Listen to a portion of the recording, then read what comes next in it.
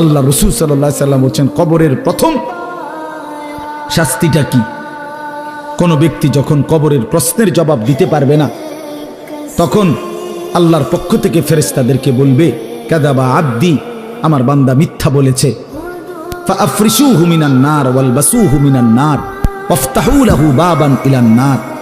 আল্লাহ বলবে ফেরেশতাদেরকে, ফেরেশতারা আমার এই নাফরমান বান্দার কবরের মধ্যে জাহান্নামের বিছানা বিছিয়ে দাও, আগুনের পোশাক পরিয়ে দাও, আর জাহান্নাম বরাবর তার জন্য একটা দরজা খুলে দাও।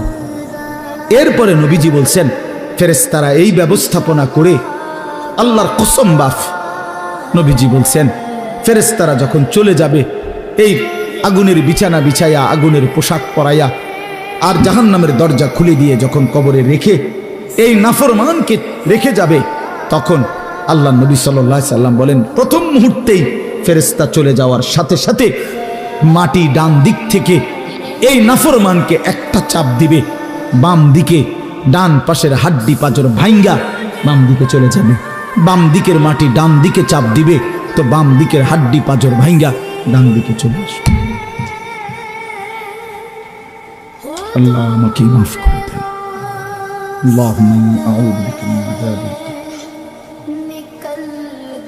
নবী সাল্লাল্লাহু আলাইহি সাল্লাম 5 ওয়াক্ত নামাজের পরে, আল্লাহর কসম বন্ধু, প্রতিদিন 5 ওয়াক্ত নামাজের পরে নবীজি কবরের আযাব থেকে পানাহ চাইতেন।